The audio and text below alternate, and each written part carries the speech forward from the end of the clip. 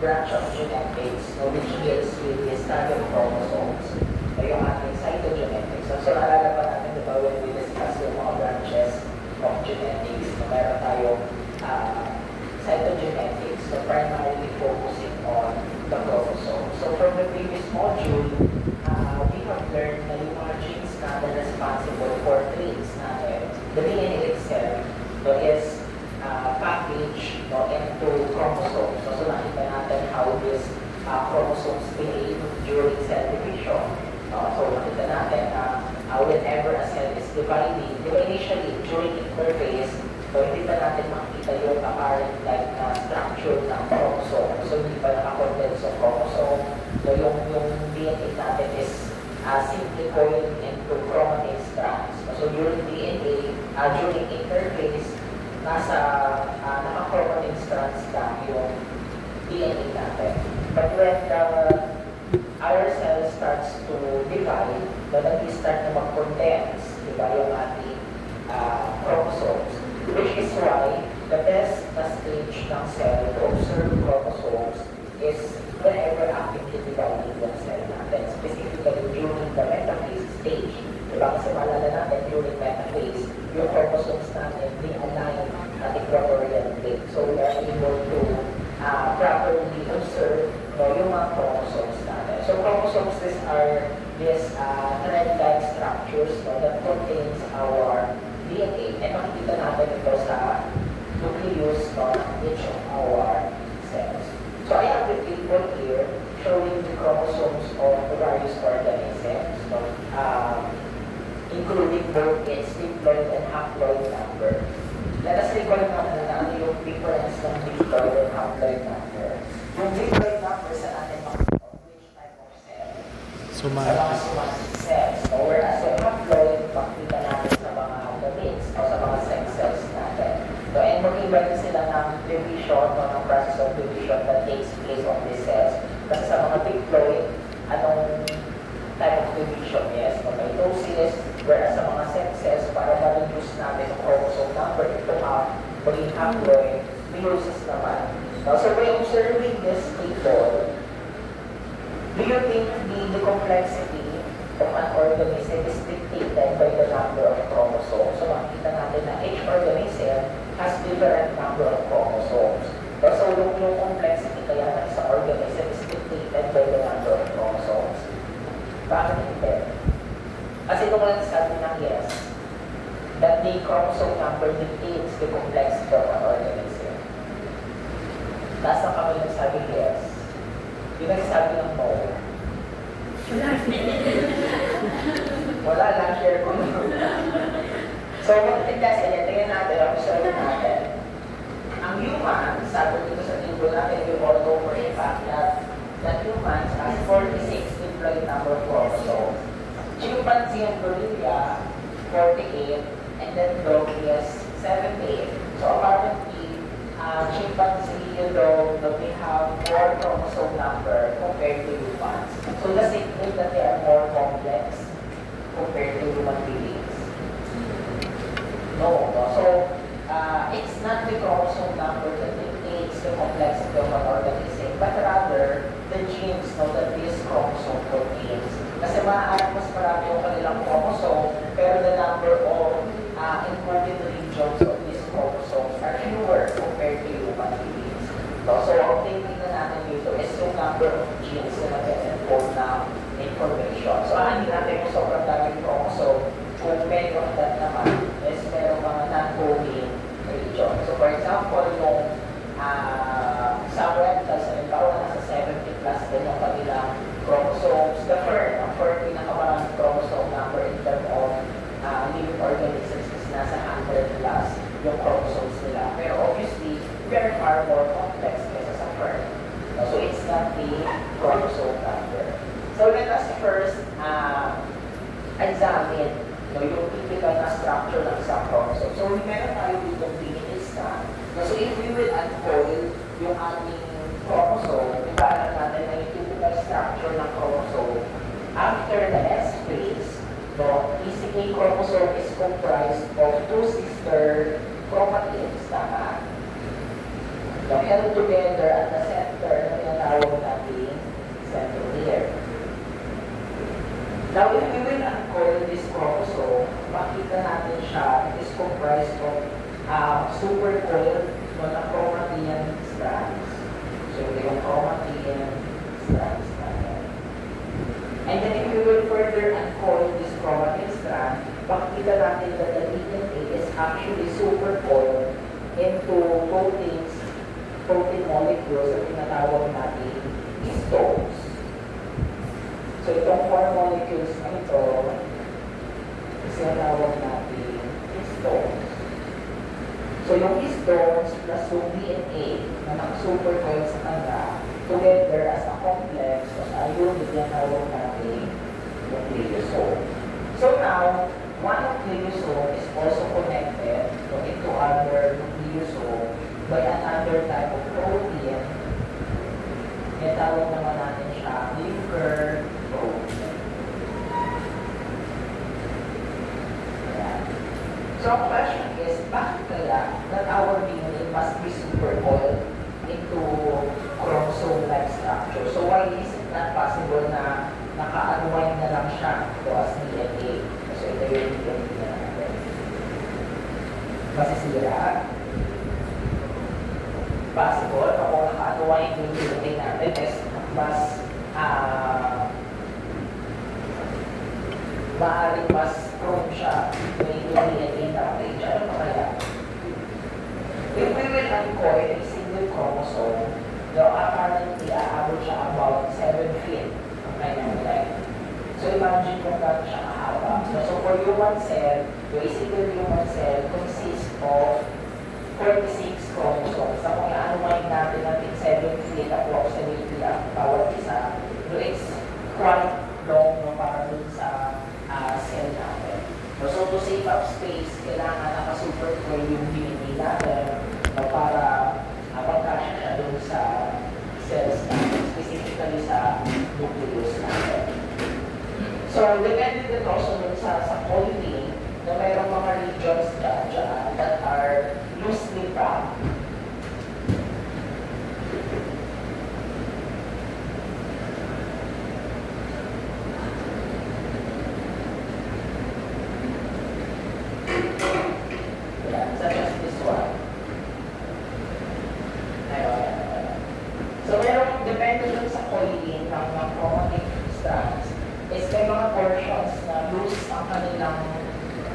Pagka-coil, and then meron din naman mga regions na tight ang kanilang packaging. So ito mga loose regions, regions, yung tawag natin yung chromatin. Nandito is, nandito karamihan ng genes. So gene-rich na region. Whereas ang chromatin is pure yung genes na makikita. So the reason kung bakit loose yung pagkakapackage ng portions na ito sa maraming genes is para mas mabilis na siya express yung mga genes natin whenever needed. So another question, so knowing na meron tayong 46 chromosomes in human beings, do all these 46 chromosomes of humans look the same? No, hindi. So kaya makita nyo mamaya sa karyotyping natin, now we are able to distinguish these 46 chromosomes kasi obviously they also differ in terms of their structure.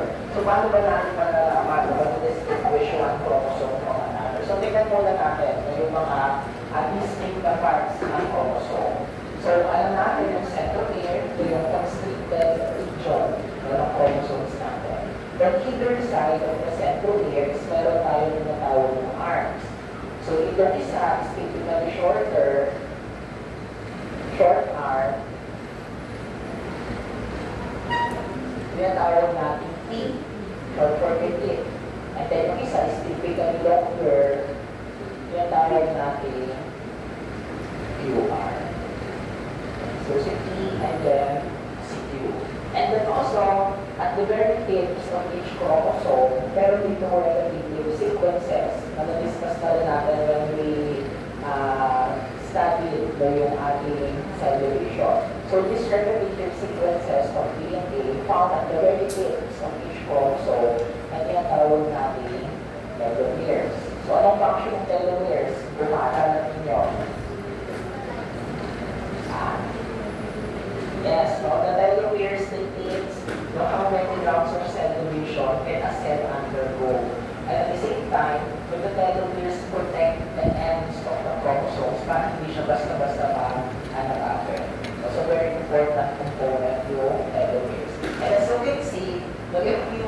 visualize things, kasi meron tayo ibang staining techniques to visualize the chromosomes.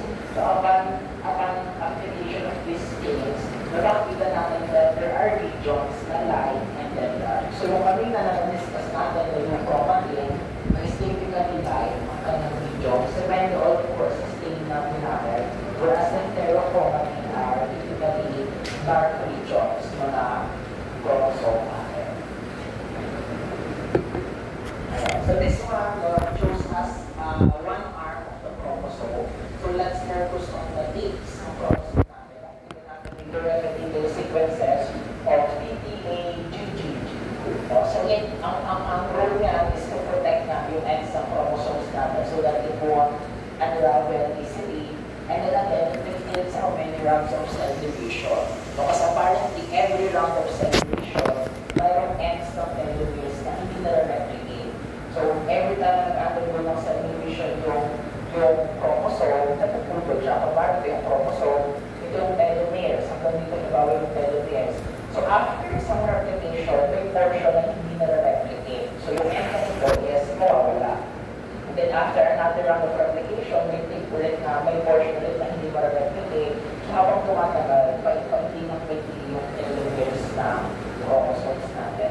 We will delve deeper into this, yung mechanism na sa lecture nito pala yun, sa DNA replication. Actually, itong PowerPoint is for lecture, pero papasadaan ko lang. So this one is an image na showing the replicated chromosomes during the metaphase. So ito na yung typical na chromosomes na nakikita natin during cell division. So comprised of two sister chromatins held together at the centromeres. So nakita natin, iba yung kanilang itsura. So paano natin malalaman? So ang chromosomes natin, typically divided into two. Na meron tayo, of course, the sex chromosomes. Ito yung either X or Y chromosomes. So sa females, meron silang XX chromosomes. Sa males naman is yung XY. And then the autosomes, yung chromosomes other than the sex chromosomes. From chromosome 1 hanggang to chromosome 22. So the 23rd pair ng chromosomes natin are the sex chromosomes. Yung autosomes natin, they are considered as homologous chromosomes, including yung XX chromosomes, mga homologous chromosomes yan. Ang hindi lang homologous is X and Y. Kasi magkaiba yung X chromosome sa Y chromosome. Ang XX is same. Nag-ano ba kayo? Tapos na kayo sa determination sa lecture. So by the way, napasadaan lang natin para maibigan tayo. So in human beings, dahil meron tayong sex chromosomes na XX at XY, kung maalala nyo sa history, yung experiment na Thomas Morgan sa fruit flies. So ito na yung naging basis ng chromosomal heredity natin. Via that experiment ng Thomas Morgan, it was found out na nasa chromosomes yung mga genes natin. And na-observe din doon yung mga sex gene ng mga traits natin. So for human beings, paano kaya natin ma-identify? Di ba lang natin, ang females is comprised of 2X, ang mga males is comprised of XY. But the question is, what dictates the maleness or femaleness of an organism, or specifically sa human beings? Is it the number of X chromosomes? Na kapag dalawa yung X mo, magiging female. Kapag isa lang, magiging male. Or is it the presence or absence of Y chromosome such that pag wala yung Y, magiging female. Pag magpapagyan yung Y, magiging male. Ano kaya sa tingin ninyo? Kasi dalawa yung pwede magiging mechanism ng femaleness and maleness. Number of X chromosomes, so pag dalawa, female ka. Pag isa lang, lalaki. Or pwedeng presence or absence of Y. Pag wala yung Y, babae ka. Pag andyan yung Y, magiging kang lalaki. Ano kayang mechanism ng sex determination sa humans? Ano ba?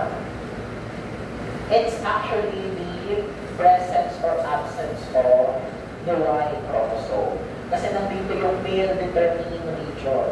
So meron ditong gene that is responsible para yung gonads natin is mag-develop into male structures. Pero may mga organism, kunwari sa mga fruit flies, ang kanilang sex chromosomes is either XX sa mga babae and then XO sa lalaki. Ibig sabihin, isa lang yung X chromosome nila.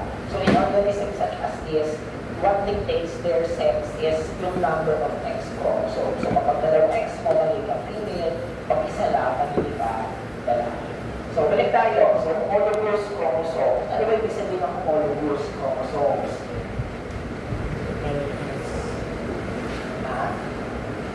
So sabi natin, si XX na limbawa ay homologous. Dahil mayroon tayong 23 pairs, yung first hanggang sa 22nd pair, they are also homologous. So kung ito yung chromosome 1 mo, meron siyang homologous pair there. Kaya ito yung ka-pair niya. So we've learned na dun sa discussion natin ng cell division na itong homologous pair, yung isa dyan is of maternal origin, yung isa dyan is of maternal origin. Pero how would we describe a homologous pair of chromosome? Bakit pa natin sila sinabi na homologous? From the prefix, homo. The same, yes, very good. So ibig sabihin, pag homologous chromosomes, same sila. Same sila, of course, ng genes na makikita sa kanila. Although, pwedeng may variation sa specific allele. For example, if meron tayong gene dito, let's say na G, gene, dapat doon sa kabilang chromosome, meron din ditong gene. Although, pwedeng ibang allele, maaari kasi recessive. Yung allele na, the values are simply versions of the same gene. So, paras na gene, pero mag-iba lang na version. Isa dominant, isa recessive. And then, another one is in terms of their size, or length or size. So, kung makita natin, same sila ng length, same sila ng size. Then also, yung position ng centromere. So, dapat kung ano yung centromere ng isa, andun din yung centromere ng kabilang chromosome.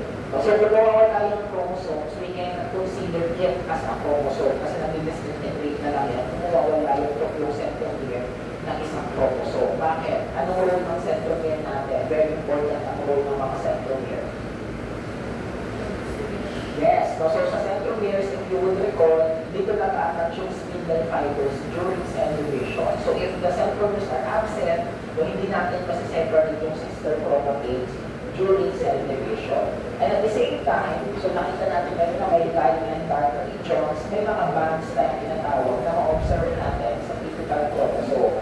So yung banding pattern is also a distinguishing feature ng mga chromosome. So kung paano yung banding pattern ng isang chromosome, ganun din dapat yung kanya homologous pair. So sabi niya natin, in terms of the features na makikita natin ang homologous chromosome, size, banding pattern, and the centromere position. So these two chromosomes here, makikita natin very different, obviously, no, yung kanilang mga characteristics. No? So these two are non-homologous chromosomes. Parang lagi sa X and sa Y chromosomes natin. And naalala ninyo, di ba, during meiosis, each homologous chromosome nagko-crossover. So, kung mali, itong chromosome na ito, kailangan mag-crossover siya dito. So, may important na same sila ng genes. Kasi if genes are different, hindi sila nakapag-crossover properly. How about the X and Y? Pwede kaya sila mag-crossover? Kasi sila yung mag-compare XX, syempre pwede sila mag-crossover. Yung XY, pwede rin kayo mag-crossover. Pwede rin, pero hindi yung kabuuan ng X and Y chromosome. So dito sa Y chromosome, meron dyan mga tinatawag na pseudo-autosomal regions. Yung pseudo-autosomal regions ay as an implies pseudo-autosomal kasi may mga genes na located dun sa regions niya yun na same dun sa makikita sa X chromosome. So those genes na same sila, they can cross over. Although majority ng Y chromosome is makikita lang talaga sa Y chromosome, wala sa X. So let us try to understand how to link chromosome bonds. So again, iba-iba yung bonding patterns ng mga ibang chromosome natin. So for example, chromosome 1, makikita nyo iba yung bonding pattern ng another chromosome. So distinguishing feature yun. So for example, may gene gene is located on a particular locus. Kunwari yung hemophilia gene sa XQ28. So, ano yung sabihin ng XQ28 na yan? So, tingnan muna natin dito. If meron tayong isang chromosome, nasa yung centromere natin, in this one, and then on either side of the centromere, meron tayong short arm, the P-arm. Typically, ang P-arm is lagi nilalagay ng position sa taas. So, ito yung short arm natin, and the Q yung long arm natin. So, if meron tayong mga bands na makikita after staining, we can use it to locate specific genes. So, for example, paano tayo locate? So, we need to break natin each arm into several regions. So, for example, this one is region 1. And then this particular region is comprised of 2 bands. So, merong light and then merong dark. So, meron siyang 1 and 2 na bands. This one is the second region, comprised of 5 bands. So, 1, 2, 3, 4, and then 5. Region 3 comprised of 2 bands, 1 and 2. Region 4, and this one is hindi na niya pinakita. Kasi ganito ang nangyari dyan. At lower resolution, pwede isang band lang yung pakita natin. Like this. So, meron tayo dito chromosome 7. So, let's focus sa Q-arm ng 7 chromosome. So, makikita natin, this one is sa region 3, apparently, at lower resolution is only comprised of a single band. Kaya 3, 1, region 3, band 1. Ito yung at lower resolution. But if we will observe it under a higher resolution, makikita natin na itong isang band na ito is actually comprised of 3 more bands. So, 1, 2, and 3. Ito siya, lower resolution. Kung i-magnify na yung 1, 2, and 3. So, kaya meron tayo itong decimal na. Implying na ito yung mga sub-bands ng band number 1 sa region 3. So, may sub-band 1, 2, and then 3. Apparently, at a higher magnification pa, makikita natin na itong band na ito, yung sub-band 3, is still comprised with 3 more sub-bands. So, we will add another digits dun sa locus natin. So, ibig sabihin, kung ganito yung locus ng isang gene, yung first is ito yung chromosome number. So, this one is, ibig sabihin, nakikita natin sa X chromosome. Yung Q signifies the arm. Yung first digit is the region. And then, yung last digit is yung band. If meron pa siya na per decimal, kunwari 0.1, ibig sabihin ito is sub-band.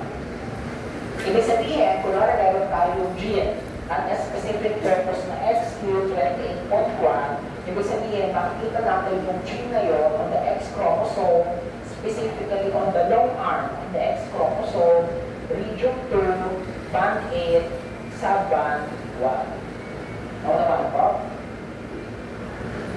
Yung totoo. Ulit. So, another example, kunwari is 6B 4.32. So, ano ibig sabihin niya? Ano nga yung first na chromosome number? So, ibig sabihin sa natin siya makita from the 6 chromosome.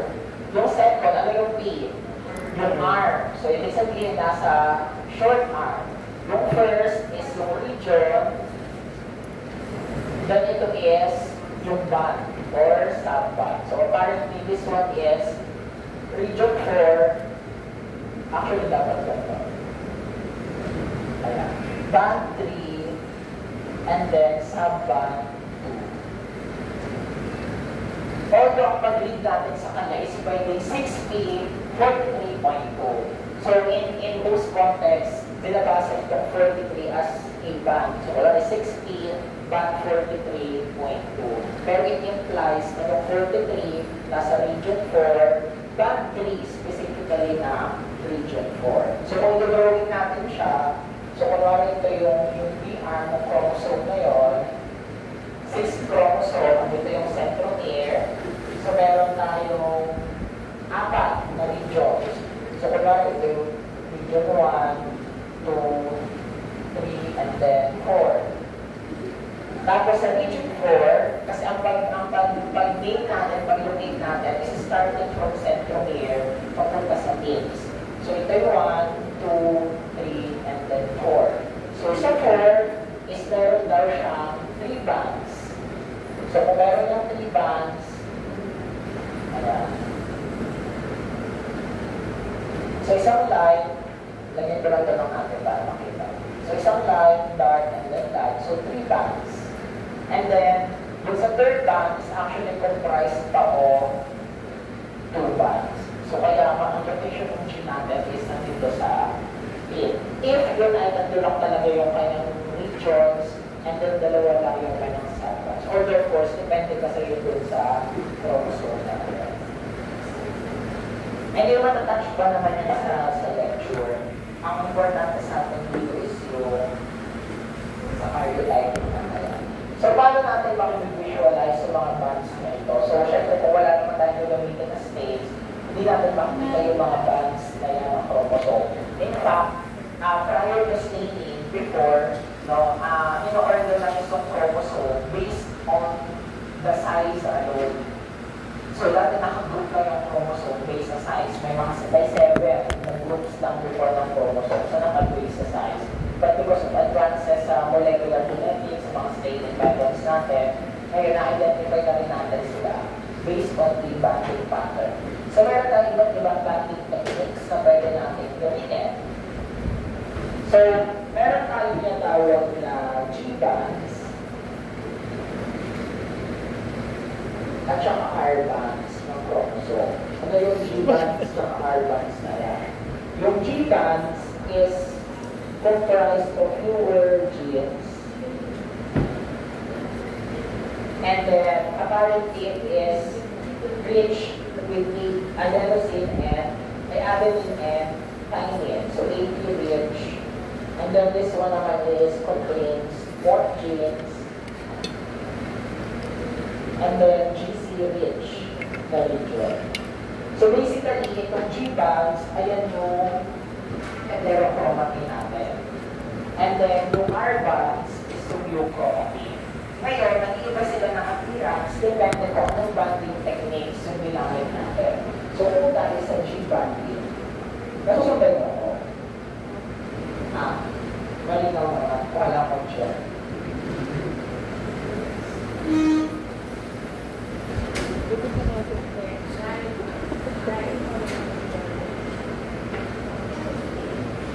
Ayos talaga siya.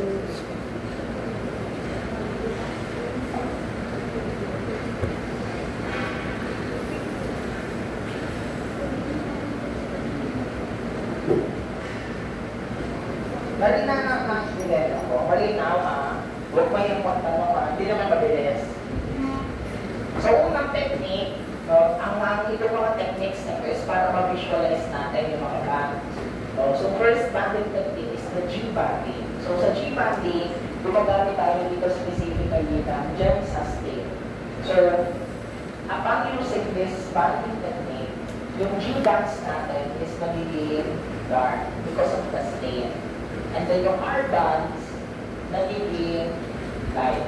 So, ay makikita nyo rito sa illustration natin, darkly stained yung G-bands.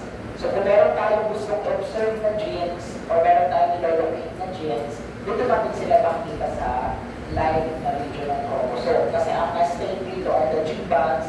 Remember, ang G-bands contains fewer genes as compared with the R-bands.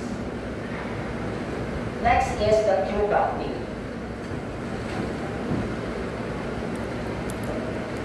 Sa Q-banding, same lang sila actually ng G-banding na ang nag-stain natin are the G-bands.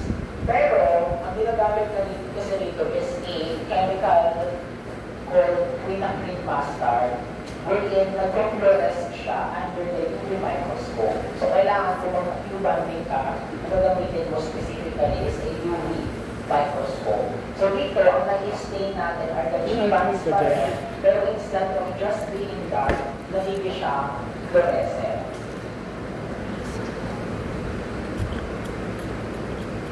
And then this one is, so kaya makikita nyo, tingnan nyo, hindi sila baliktad. Ito yung But color green, no? actually, yung portion na ito, tingnan nyo, yung dark emitter or the G-bands, sa Q-band din, yung portion na yun is nagpo-fluoresce. Dahil fluorescent microscope yung gamit natin. Pero parehas ng partners na stain. Dito lang sa gem sa stain, naging dark yung G-bands. Dito lang yung sa clean na clean, naging fluorescent yung G-bands. Parehas pa rin na G-bands yung nag-stain. Then another one is yung R-band. So sa R-band din naman, ito ang kabaligtaran. Kasi ang nag-state dito R, as the name implies, the R bands. So light siya sa G bands, and then dark sa R bands. So kung ganito gagawin natin technique, ang makikita natin dyan, darkly stained nyo yun, yung mga R bands. Tingnan nyo, sa Q banding, yung light kanina, dark ngayon. So kanina ito R-band to. So Q ay sa G-banding, R-band ay light. Pagdating sa R-banding, yung R-bands na ngayon ay dark. So complete opposite sila ng G-banding. And then lastly is the C-banding, which ang nag-state na lang is yung centromere. So ito is para lang sa centromere.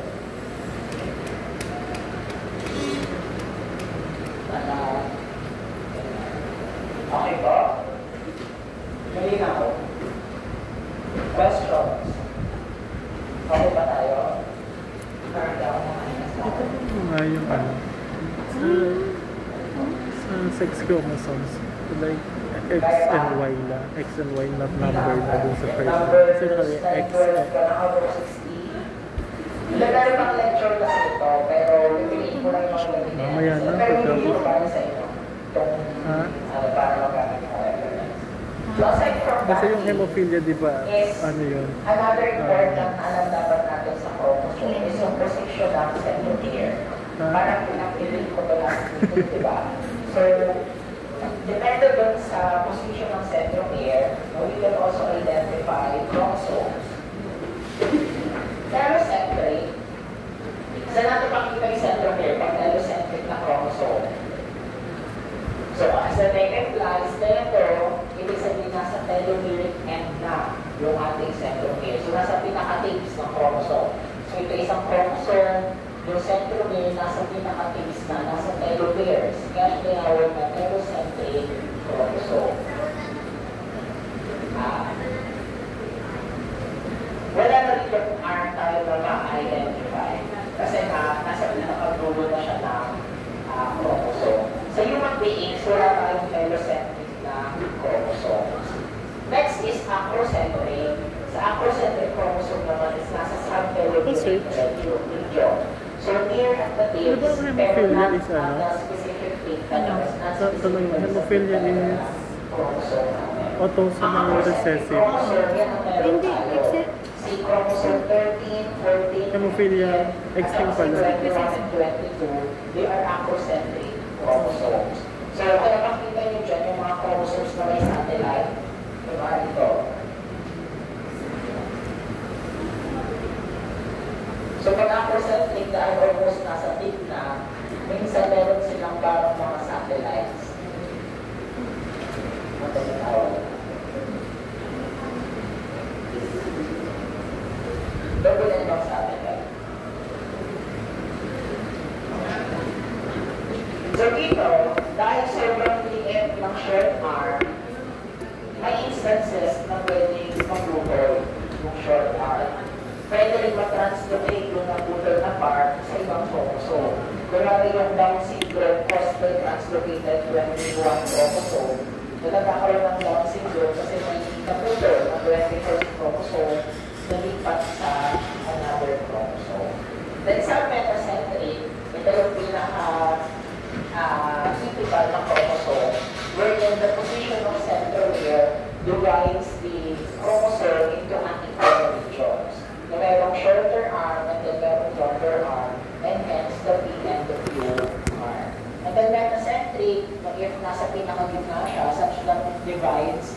yung chromosome into equal portions. So, ito yung gagawin natin.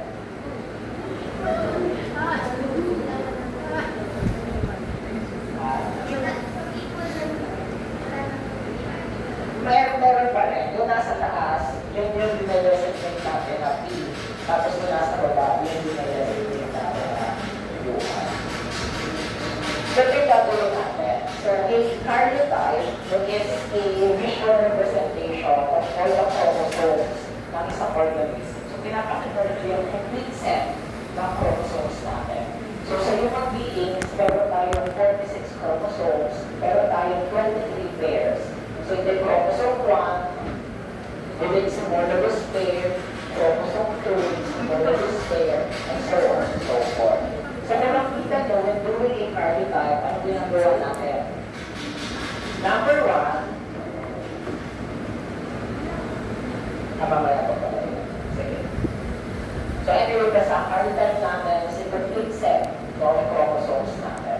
Pero just to give you an insight, ina-arrange natin basically dito yung chromosomes natin. Bakit natin kailangan i-visualize ang chromosomes natin?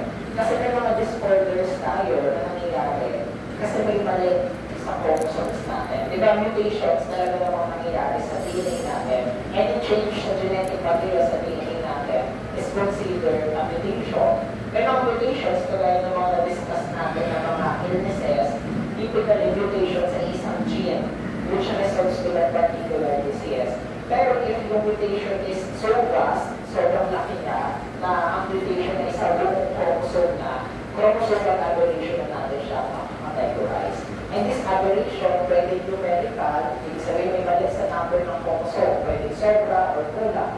Pero pwede namang structural, may mali sa structure ng chromosome, maalim may na-plural na arm, may na-translocate na arm, may na-duplicate na arm, and so on and so forth. So, kaya tinitignan yung karyotype para malaman if may mali dun sa chromosome ng isa organism.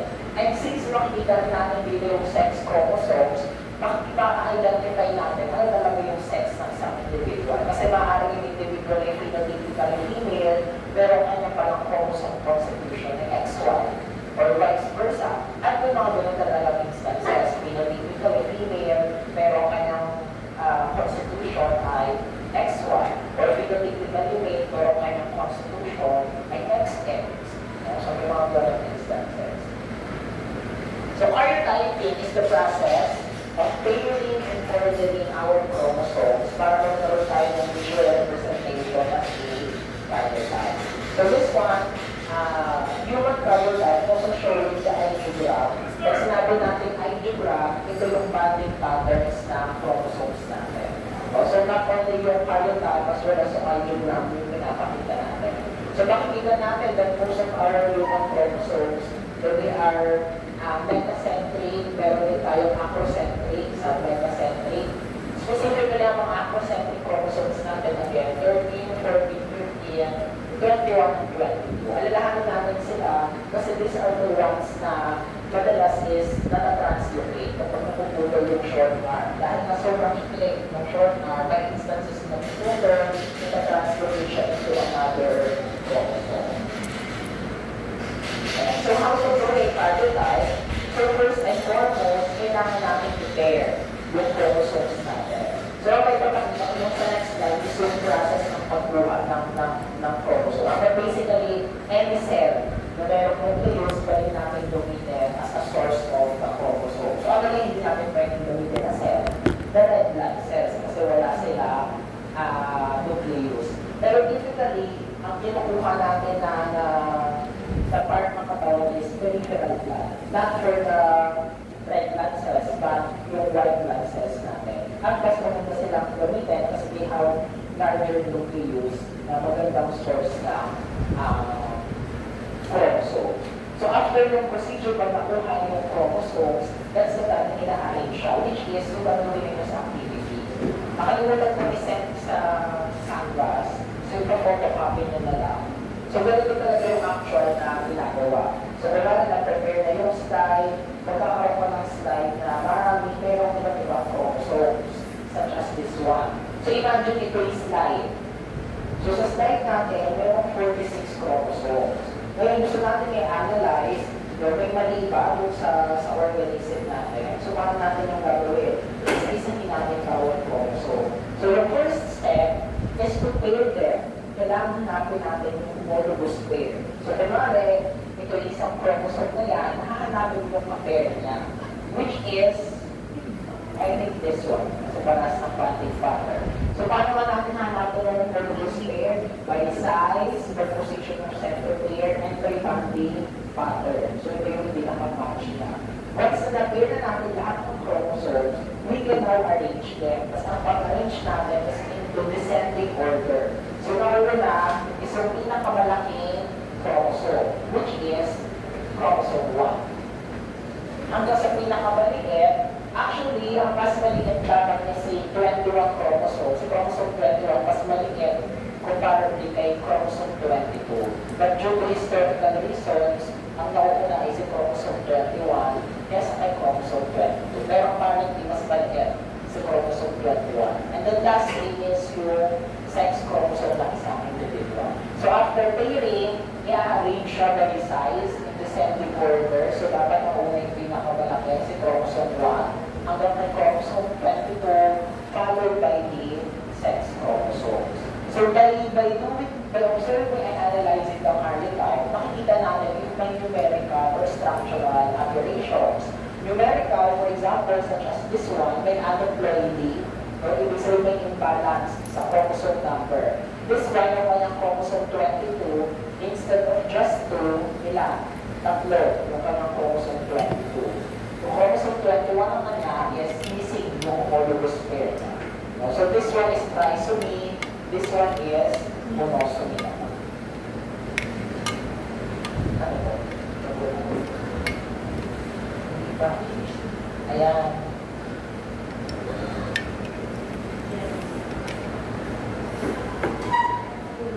Ayan. So yung procedure, pagdating natin ito magagawa kasi with the materials.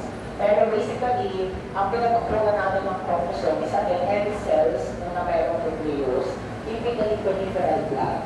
So after makuha natin yung peripheral blood, i-culture natin doon, i-isolate natin yung white blood cells kasi yun yung gusto natin kuhaan ng chromosome. And then, sabi natin, it's best to observe the chromosome sa cells na nag-undergo ng cell division. So kaya we typically add the substance 5-hemoglobin, which is stimulant ng mitosis. So para mag-divide yung cell, i-promote natin yung variable addition of phyto-hemoglobin. And then, since nag-divide na yung cell, gusto natin siya i-observe specifically during metaphase. Bakit during metaphase? 92. Kasi ayun yung naka-align, naka-ayos at equatorial plane yung chromosomes natin. So ito yung pinaka-best na phase ng cell division to observe the chromosomes kasi maayos na naka-align yung chromosomes natin ng equatorial plane. So we will add another substance, the corsicine. Si corsicine ang ginagawa it disrupts the spindle apparatus. So because of that, nakakaroon sa metaphase plate yung chromosomes, hindi na separate during, hindi siya nagpo-proceed sa anaphase basically sa corsicine. And then centrifuge natin siya, and then we will add the hyperdonic salt solution or hyperdonic salt solution para mag-burst yung cells and re-spread basically yung chromosome sa slide natin. And ganito yung mangyayari. So after mag-burst yung cell, so nakaspread yung ating chromosome sa slide, and then we will add stain. So gusto natin dyan sa stain, then ganito yung mag-picture. So we'll visualize natin yung box ng mga chromosome. And then from this image, that's the time na pwede na siyang arrange and i-analyze. So ang pag-visualize natin is pwedeng via the light microscope. Ang gagamitin natin is G-banding and R-banding that typically utilizes yung typical stains such as GEMSA. Pero kung tayo mag-blue banding, ang gagamitin natin is a fluorescent microscope. No? So typically meron tayo tinawag natin fish. The fluorescence in situ hybridization. Pero gumagamit tayo ng fluorescent probes para na mag-bulbanin doon sa chromosome natin, which would fluoresce under UV light. A much better approach, fish then pero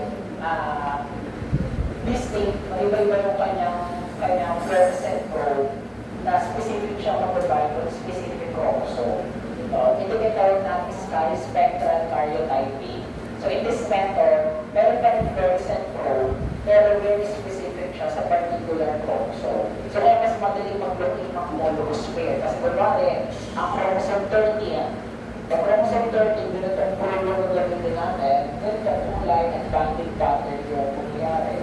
So madali natin malulocate yung kanya homologous pair. Naunaraan ko.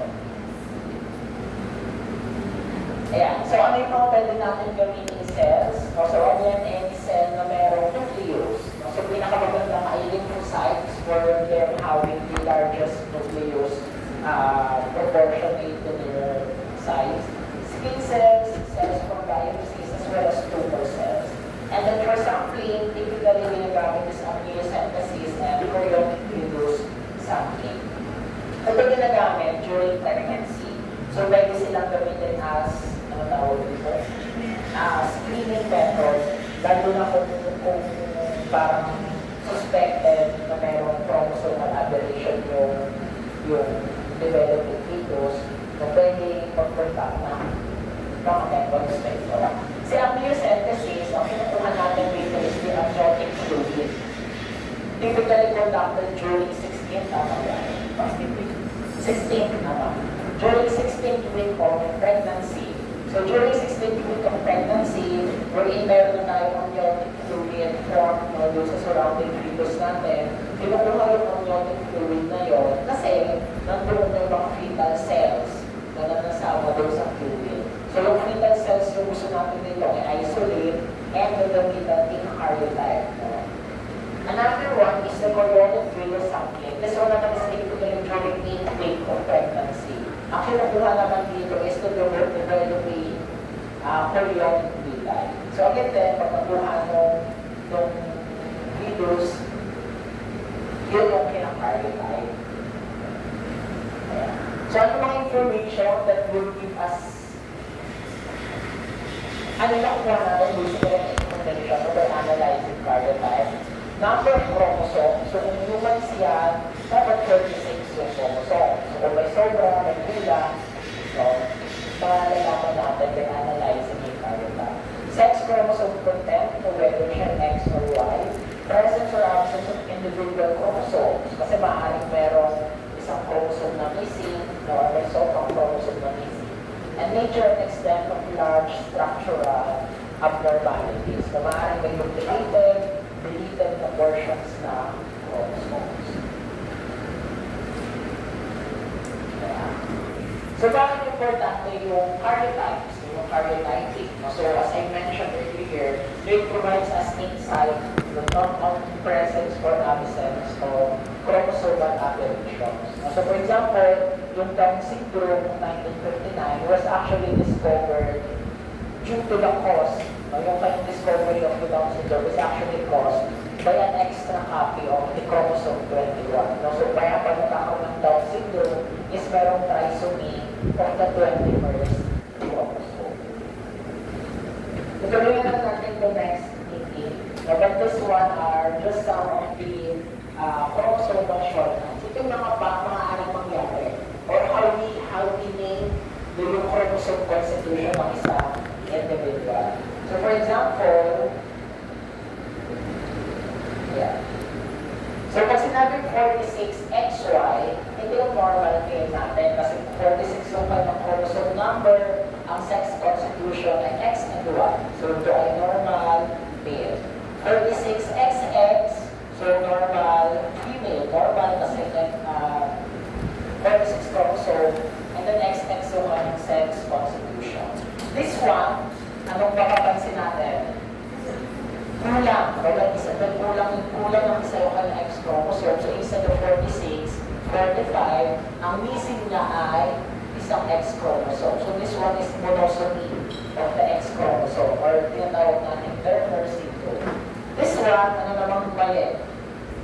Sobra, di ba? So, agawin numerical aberration. Instead of just 46, 47 yung kanyang chromosome. Apparently, ano yung sobra sa kanya? Sobra ng X chromosome. So, kung gano'n yung kanyang chromosome constitution, XXY, would it be a male or Male or female kapag XXY? Male. Kasi sabi natin sa humans, ang nagde-determine ng sex ay yung presence ng Y chromosome. So kahit na XXXXY, lalaki pa rin because of the Y chromosome. Most importantly, kung doon yung Y, yung male determining region. Kasi may mga instances na, may abnormality kasi na XX ka, pero lalaki. Bakit? Kasi yung male determining region ng Y na-translocate dun sa X chromosome. So kailangan, andun present sa Y chromosome, yung male determining region. Kasi yung male determining region ng Y, siya yung nag-specify sa hormones natin para mag-develop into the real structures. Ano na lang ako? This one. So ano yung sabihin nito? In terms of number, normal naman tayo, 46. Ang sex constitution is XY. But apparently, may deletion ng short arm ng 7 chromosome. So then, short for deletion, specific na deletion is yung long arm ng 7 chromosome. No naman. And then this one, 37XX plus 21.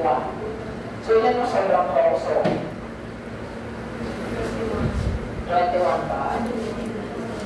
Isa yung sobrang chromosome kasi 37 instead of 46. Ang specific na sobra ay yung 21st chromosome. Yung plus 21 designates na may isang sobrang 21st chromosome.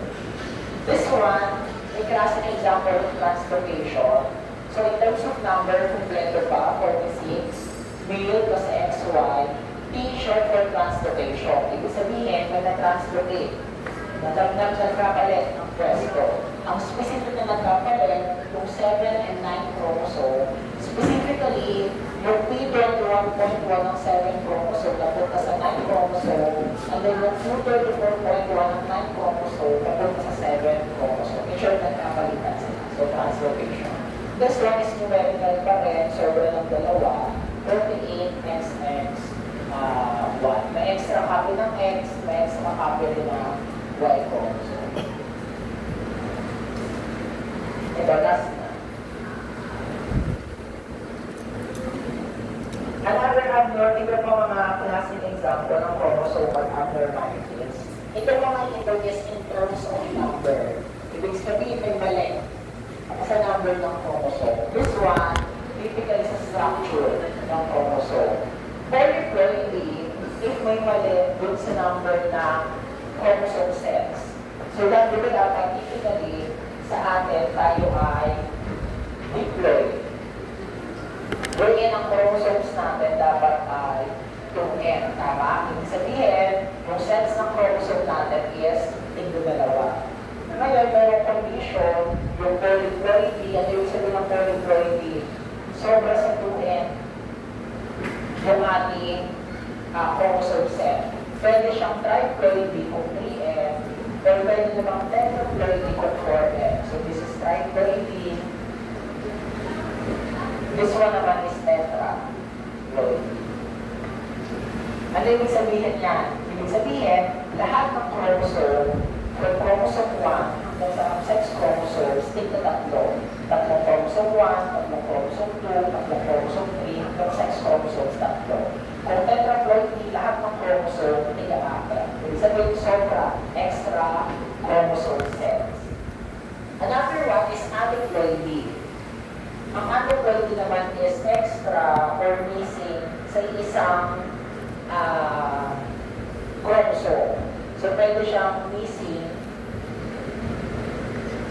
Ito yung monosomy.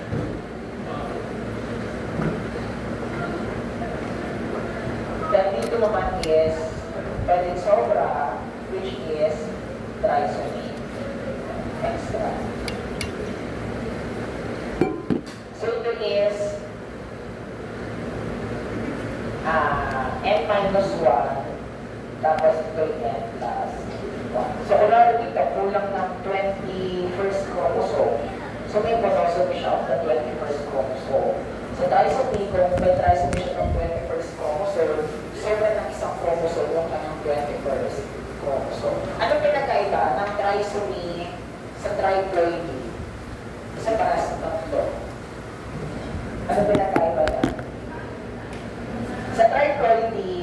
lahat. So, from chromosome 1 hanggang sa sex chromosome, tigna tatlo. Sa trisomy, yung isang chromosome lang ang tatlo. Kumari, chromosome 21, Down syndrome is trisomy 21. Ibig sabihin yung 21st chromosome, tatlo, pero the rest ay puro diploid. And then in terms of structure, ito yung next meeting na yung mga ito, yung mga details, and most importantly, pang-lecture na siya. So, deletion, part of chromosome is missing, pwede rin mag-duplicate, pwede na translocate o nagkapalitan. Inversion, if balikan, ito yung sequence ng DNA. Isochromosomes, if the tracks are identical. Ring, if instead of yung ganito kanyang structure is nagiging ring-like yung structure. Mamaya, later, malaman natin. And then, chromotypes. Next meeting na yung ibang yan sa marami pa. Mahaba pa rin. Pero ang focus natin dito is yung sa karyotype kasi yung pangalaman. So,